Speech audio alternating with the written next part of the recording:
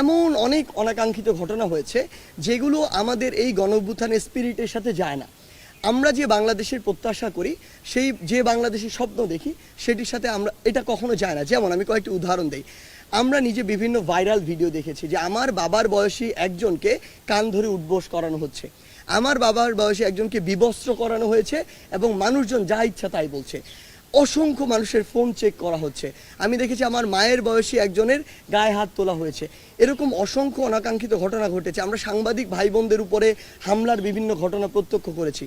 আমাদের জায়গা থেকে স্পষ্ট কথা, যেই স্পিরিটটিকে সামনে রেখে আমরা এই গণবিপ্লবটি করেছি, 16 বছরে যে নির্যাতন, নিপীড়ন কিংবা মানুষের যে প্রকাশ করার, যে কোনো অনুভূতি প্রকাশ করার, কথা বলার যে অধিকারটি ছিল, সেটি যে হরণ হয়েছিল, এই সব কিছু দুর্নীতি থেকে শুরু করে নিপীড়ন, অত্যাচার, এগুলোর বিরুদ্ধে গিয়ে কিন্তু এই গণবিপ্লব। আমরা খুঁজছি যে এগুলোর সাথে আমাদের কোনো সমন্বয় কিংবা সহসমন্বয় যুক্ত আছে কিনা।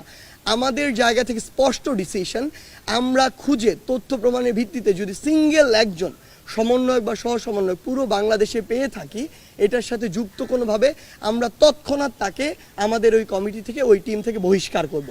এটা আমাদের প্রথম ডিসিশন। 15ই আগস্টের শোক প্রকাশে যারা ওইখানে একটি ফুল নিয়ে গিয়েছিল তাদেরকে, যেমন আমরা দেখেছি বঙ্গবীর কাদের সিদ্দিকী সেখানে গিয়েছিলেন, তার গাড়িতে হামলা হয়েছে, ভাঙচুর হয়েছে। কেন? তিনি যদি ওই রাজনৈতিক আদর্শে বিশ্বাস করেন, তিনি সেখানে ফুলটি নিয়ে যেতে পারেন, আমরা তাকে বাধা দিতে পারি না। আমরা বরং যদি মনে করি যে তিনি যে রাজনৈতিক আদর্শে বিশ্বাস করেন, যেই ব্যক্তিটিকে তিনি অনুসরণ করেন, তিনি অনুসরণযোগ্য নয়, আমরা তাকে বয়কট করতে পারি। কিন্তু তার গায়ে হাত তোলা, তার গাড়িতে হামলা করার এই যে অথরিটি, এই অথরিটি আমাদেরকে কেউ দেয় না। আমরা পুরো বাংলাদেশে যারা আমাদের এই আন্দোলনের সাথে সম্পৃক্ত, সমন্বয়ক হোক, সহসমন্বয়ক হোক, কিংবা বর্তমানে আসলে ভুয়া অনেক সমন্বয়ক তৈরি হয়েছে, ভুয়া অসংখ্য সহ সমন্বয়ক তৈরি হয়েছে, তাদের উদ্দেশ্যে আমরা একটি কথা স্পষ্ট করে বলতে চাই, আমরা কোনো অথরিটি নয়, আমরা জাস্ট একটা প্রেশার গ্রুপ। আমরা বলতে পারি এই জায়গায় দুর্নীতি হচ্ছে, এই দুর্নীতিবাদকে সরাতে হবে, আমরা সরিয়ে দিতে পারি না, সেই অথরিটি আমাদের নাই। আমরা এটা বলতে পারি যে এই মানুষটি দুর্নীতি করেছে, তার দুর্নীতির এই এই কাজগুলো রয়েছে। আমরা কিছু জায়গায় দেখছি যে তারা পদত্যাগের জন্য বাধ্য করার সংবাদ পাচ্ছে, আমরা বিশ্বাস করি তারা আমাদের কেউ নয়, তারা আমাদের স্পিরিটও ধারণ করে না। কারণ এখন অসংখ্য ভুয়া সমন্বয়ক তৈরি হয়েছে।